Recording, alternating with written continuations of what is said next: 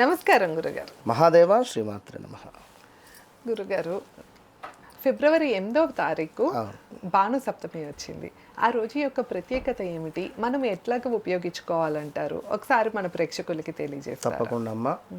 మీరు చెప్పినటువంటి దాంట్లోనే భాను సప్తమి చాలా అత్యంత అద్భుతమైనటువంటి రోజు. ఆదివారము సప్తమి తిథి రావడము ఇది ఎంతో విశేషము. మనకు గ్రహాలలో సూర్య భగవానుడు ఒక రారాజు. ఆదిత్యాది నవగ్రహాలలో సూర్యునికి ఎవరైతే ఆరాధన చేసుకుంటారో, సూర్యునికి సంబంధించినటువంటి ఎనర్జీ ఎవరైతే పొందుతారో, కాశీ పట్టణంలో అంతటి వైబ్రేషన్ ఉండడానికి సూర్య భగవానుని యొక్క ఆలయాలే ఒకటి.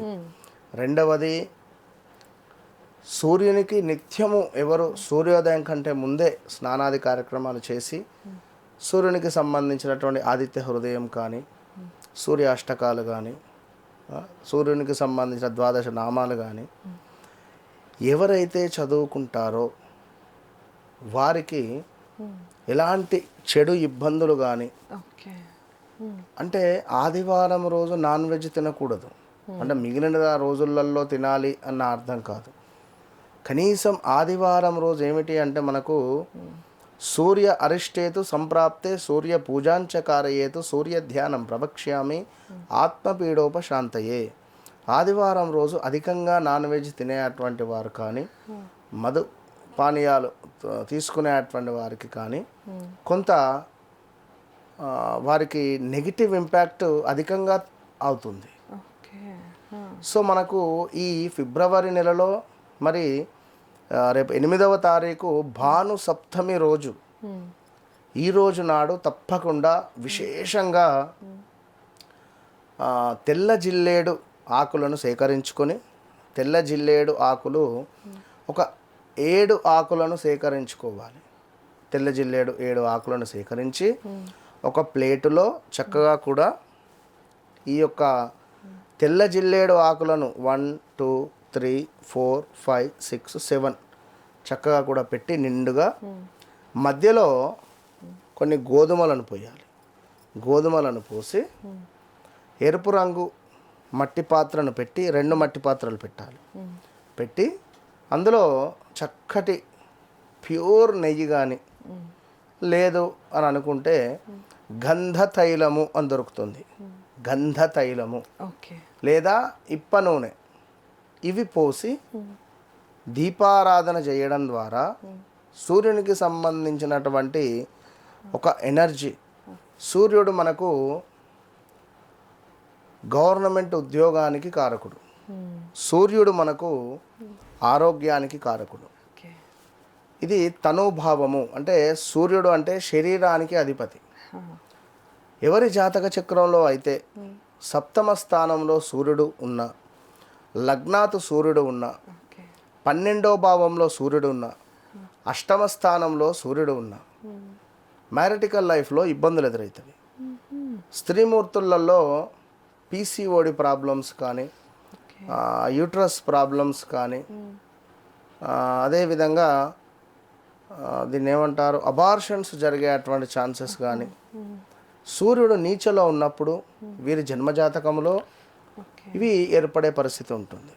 అదే సూర్యుడు కేతువుతో కలిసి ఉన్న, సూర్యుడు రాహువుతో కలిసి ఉన్న జాతక గ్రహణ దోషము అనేటువంటిది ఏర్పడుతుంది. ఈ సమయంలో ఏం జరుగుతుంది? 10 కోట్ల లాస్ అవుతుంది, 5 కోట్ల లాస్ అవుతుంది, ₹1,00,00,000 లాస్ అవుతుంది, 50 లక్షలు లాస్ అవుతుంది. మన స్థాయికి తగ్గట్టుగా మనకు డబ్బులు లాస్ అవుతాయి. మనకి ఇక్కడ అర్థం కాదు, ఇది ఏంది నా కొడుకు ఇట్లా చేసిండు, నా కూతురు వల్ల ఇన్ని కోట్లు లాస్ అయిపోయినా, ఎవడో మాకు లోన్ ఇప్పిస్తా అని చెప్పి అన్నాడు, లేదా ఇంకేదో జాబ్ ఇప్పిస్తా అన్నాడు, లేదా మరి ఇంకోటి ఏదో అని చెప్పి అన్నారు.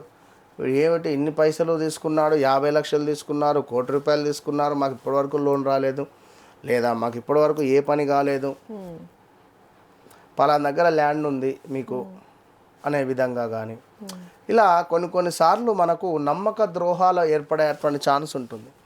నమ్మక ద్రోహాలు, అధికంగా డబ్బు ఖర్చు అవ్వడం, ఈగో ఫీలింగ్కు వెళ్ళడం, నేను నా మాటే శాసనము, నా మాట వినరా అనే విధంగా ఉంటుంది. ఓకే. సో ఇలాంటి తత్వాలకు సంబంధించి కొందరు ఎక్కువగా మాట్లాడరు, ఈగో ఫీలింగ్ ఎక్కువగా ఉంటుంది. ఆ, ఆ, ఇలా అంటే మనం ఇక చెప్పలేం ఇలాంటి సిచ్యువేషన్స్. కొందరు ఎట్లా ఉంటుందంటే వారికితో ఇప్పుడు ఉదాహరణకు భార్యకు సప్తమాతో రాహు ఉన్న మన యొక్క సూర్యుడు ఉన్నాడు అనుకుందాం, రాహుతో కలిసి చాలా ఎట్లా ఉంటుందంటే నువ్వు నాకు చెప్పకుండా ఎందుకు పోయినావు, నువ్వు నాకు చెప్తా అయిపోవు కదా అని చెప్పి ఆ విషయాన్ని ఒక 10 సార్లు మన దీర్ఘాలు తీసే పరిస్థితి ఉంటుంది. భర్త ఒక దెబ్బ వేసేదాకా అంటే గొడవ జరిగేదాకా దాన్ని లాగే పరిస్థితి ఉంటుంది. ఓకే. ఇక మరొకటి ఏమిటి అంటే అత్తా కోడళ్ళకు పడకపోవడం. ఎవరికైతే మనకు సుమారుగా 10వ స్థానంలో సూర్యుడు ఉన్నట్టయితే అత్తా కోడళ్ళకు పడదు, ఓకే. ఇట్లాంటిది ఉంటుంది. సో ఇలాంటి సందర్భాలలో మనకి ఈ సూర్యుని ఎనర్జీని పొందాలి అంటే చక్కగా ఈరోజు స్నానాది పొద్దున్నే సూర్యోదయం కంటే ముందే లేవాలి, స్నానం చేసుకోవాలి, చేసుకొని చక్కటి బట్టలను ధరించుకోవాలి, ఇంట్లో నేను చెప్పిన విధంగా దీపారాధన చేయండి, ఏదైనా దేవాలయంలో అయితే దేవాలయంలో చేయండి. ఈశ్వరునికి ఈరోజు నాడు తప్పకుండా మీరు ఆవు పాలతో అభిషేకం చేయండి. ఆవు పాలతో చేసినటువంటి పరమాన్నం కావచ్చును, అదేవిధంగా గోధుమ సిర, రవ్వ కేసరి అంటారు, లైక్ దాన్ని ఏమంటారు, సిర, అదే రవ్వ కేసరి అంటారు చూసారా.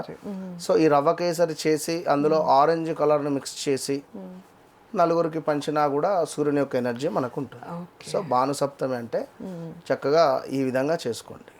ఓకే గురుగారు, భానుసప్తమి యొక్క విశిష్టత గురించి అయితే గురుగారు మనకి చాలా క్లియర్గా తెలియజేశారు. ఇంకా మీరు ఎవరైనా కూడా అంటే మీ జాతకంలో ఎట్లాంటి దోషాలు ఉన్నా కూడా లేదా ఎలాంటి సమస్యలతో మీరు ఇబ్బంది పడుతున్నా కూడా గురుగారిని సంప్రదించాలి అంటే కింద గురుగారు నెంబర్ ఇస్తున్నాం, తప్పకుండా కాంటాక్ట్ అవ్వచ్చు. ధన్యవాదాలు. నమస్కారం గురుగారు. మహాదేవ.